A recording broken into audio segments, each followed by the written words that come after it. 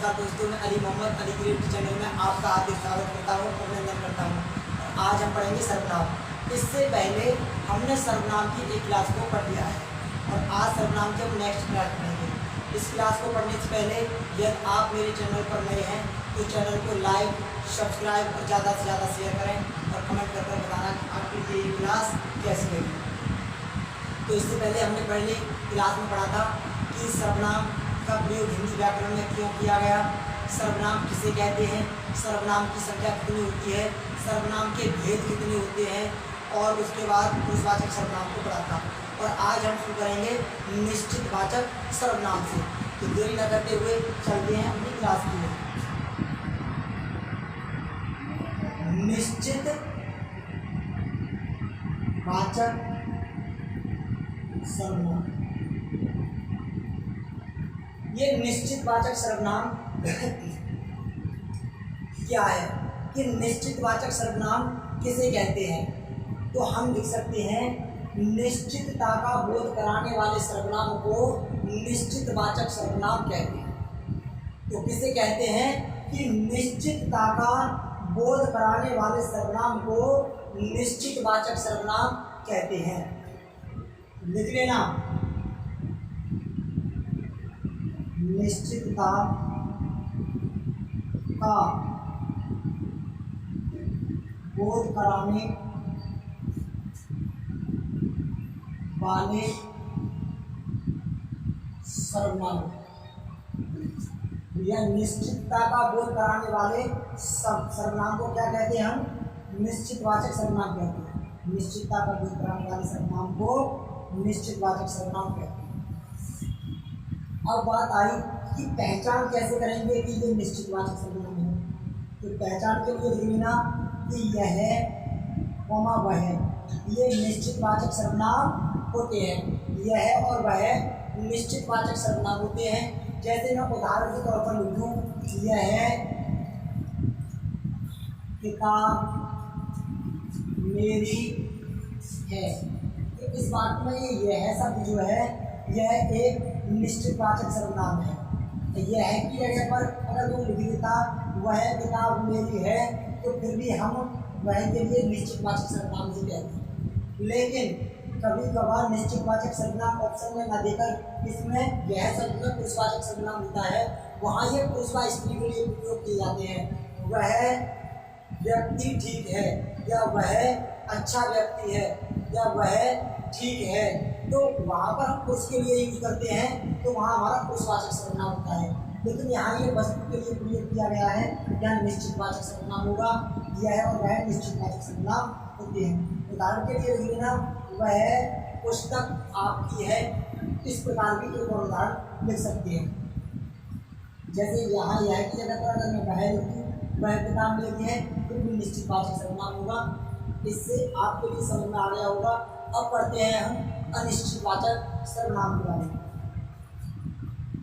अब अनिश्चितवाचक सर्वनाम हेडिंग डालेंगे तो सेम इसी तरीके से परिभाषा बनेगी और लिखेंगे क्या? लिख देंगे कि अनिश्चितता का बोध कराने वाले सर्वनाम को अनिश्चितवाचक सर्वनाम कहते हैं। अनिश्चितवाचक सर्वनाम अनिश्चितता का बोध कराने वाले सर्वनाम को अनिश्चितवाचक सर्वनाम कहते हैं। अगर कोई पूछे पहचान के लिए तो कुछ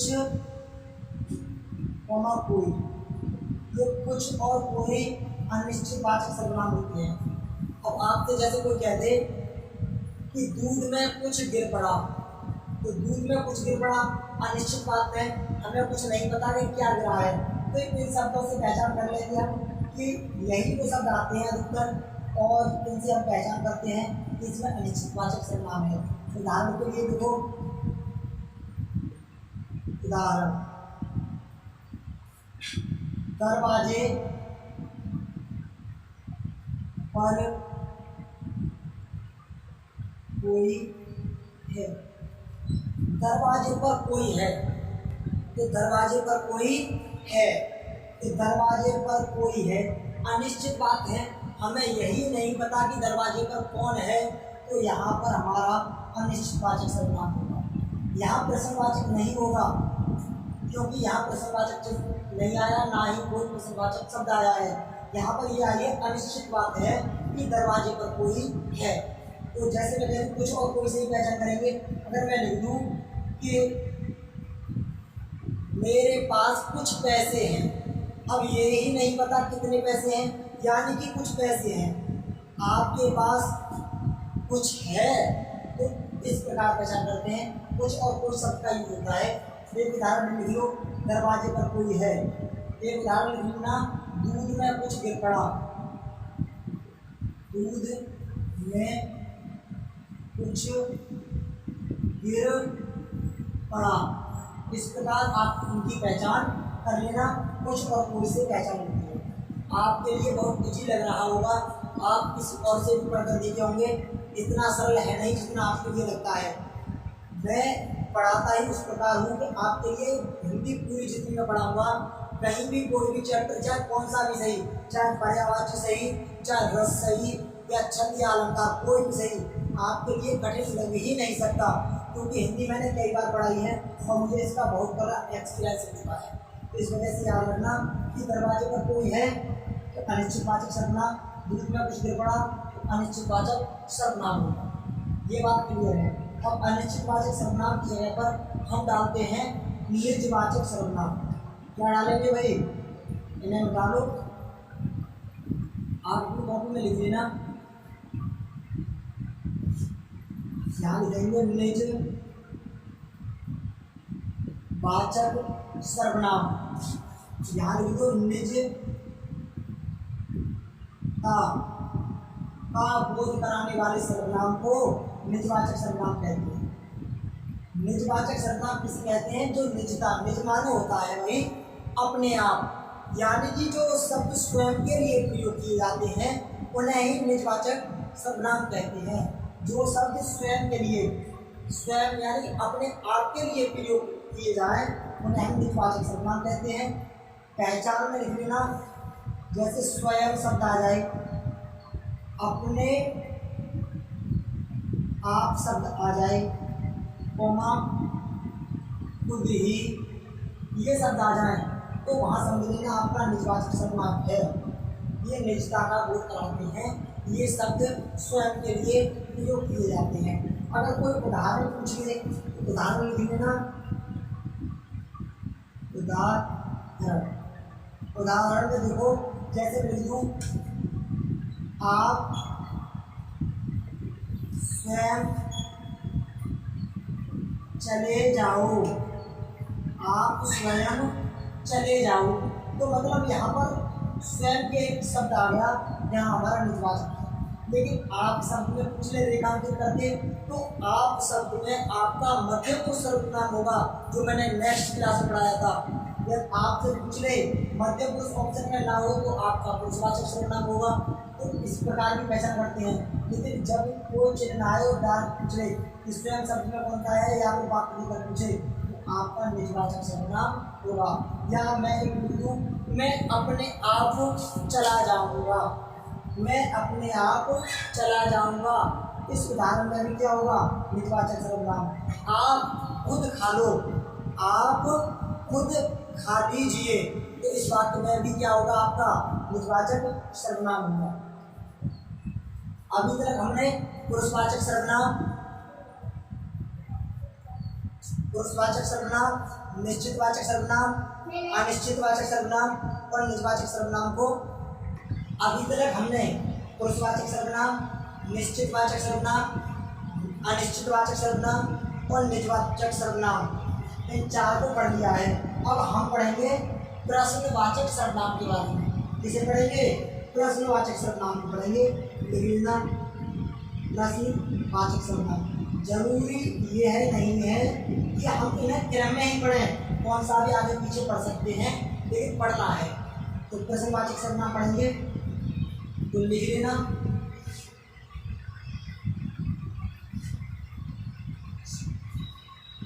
कि प्रश्न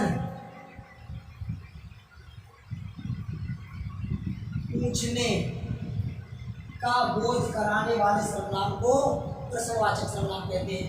वे शब्द जो प्रश्न पूछने का बोध कराते हैं उन्हें हम प्रश्नवाचक सर्वनाम कहते हैं। पहचान किस चीज़ से करेंगे आप इसकी?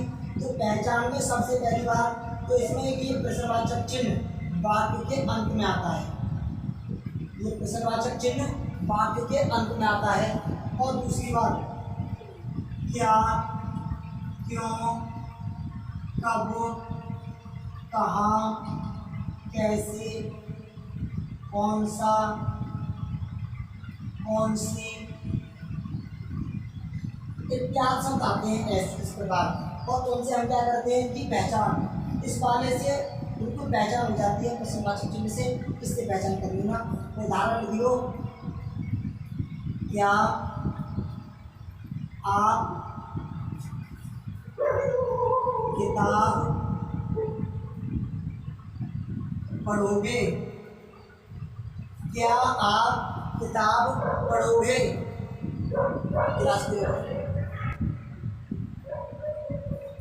क्या आप किताब पढ़ोगे? इस बात में यहाँ प्रश्नवाचक चिन्ह आएगा, इससे हम पहचान कर लेंगे कि इसमें प्रश्नवाचक सर्वनाम है। या मैं लिख दूँ, आप क्यों हंसते हो? आप क्यों हंसते हो? तो इस बात में भी आपका क्या होगा? प्रश्नवाचक सर्वनाम होगा। इस प्रकार हम प्रश्नवाचक सर्वनाम के बारे में जानकारी प्राप्त कर चुके हैं। अब इसके बाद पढ़ेंगे। आपके लिए इस प्रश्नवाचक सर्वनाम में कोई अगर प्रॉब्लम आ रही हो तो आप बता सकते हैं। जब मैं इसका प्रैक्टिस सेट लगवाऊंगा तो आप उसको लगा लेना और आपके डाउट क्लियर हो जाएंगे। जैसे मैं एक उदाहरण और दे रहा हूँ, तो हम अब इससे आगे बढ़ते हैं। अगर कोई भी प्रॉब्लम हो तो मेरे साथ में बता देना। और अगर इससे भी ज़्यादा सीखना है तो जब मैं इसके प्रैक्टिस सेट के क्वेश्चन करवाऊंगा तब देख लेना। पहले मैं इसका थ्योरी पढ़ा रहा हूँ, क्योंकि यूट्यूब पर थ्योरी बहुत कम पढ़ाई जाती है और प्रैक्टिस सेट अधिक लगवाते हैं। जीके वालों ने तो हद ही पार कर दी है, सिर्फ प्रैक्टिस सेट कोई भी थ्योरी पढ़ाने के लिए राजी नहीं है। तो पहले इसकी थ्योरी पढ़ो, उसके बाद प्रैक्टिस सेट लगाना, बहुत अच्छी तरीके से आपके समझ में आएंगे। तो प्रश्नवाचक सर्वनाम, निश्चितवाचक सर्वनाम, अनिश्चितवाचक सर्वनाम, द्विवाचक सर्वनाम और पुरुषवाचक सर्वनाम हमने पढ़ लिए हैं। अब पढ़ेंगे संबंधवाचक सर्वनाम को।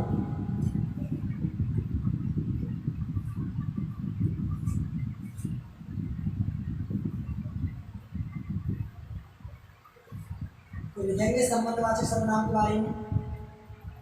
संबंधवाचक सर्वनाम तो वे सर्वनाम शब्द जो संबंध का बोध करा है, संबंध का बोध कराने वाले सर्वनाम को संबंधवाचक सर्वनाम कहते हैं। संबंध का बोध कैसे?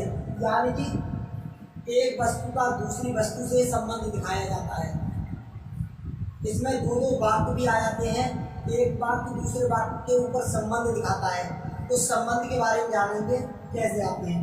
देखो ऐसे शब्द आएंगे, पहचान देख लेना।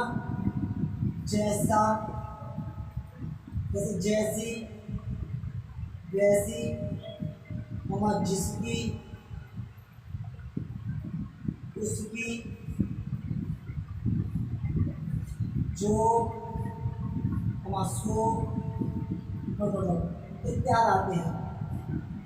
इन शब्दों से ही हम पहचान कर लेंगे। जैसे आ गए जैसी करनी, जैसी करनी, वैसी भरनी। यहाँ कहा गया है कि जैसी करनी, वैसी भरनी। तो ये जैसा, जैसी, वैसा शब्द आ गए, आपने पहचान लिया।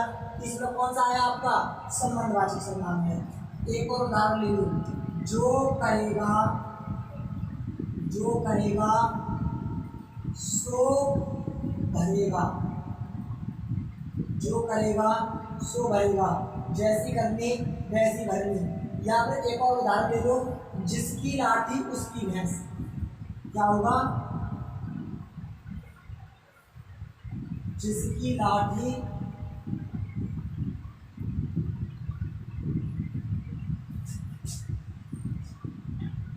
उसकी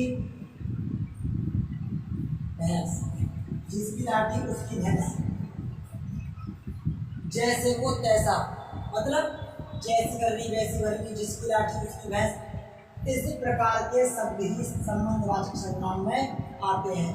तो आज हमने जितना पढ़ा है कल और आज जो हमने दोनों क्लासों में पढ़ा है उसे हम एक बार फिर लेते हैं क्योंकि हमें याद हो जाए। सबसे पहले हमने पढ़ा कि सर्वनाम का प्रयोग हिंदी व्याकरण में क्यों किया गया, कि संज्ञा की पुनरावृत्ति को रोकने के लिए सर्वनाम का प्रयोग किया गया।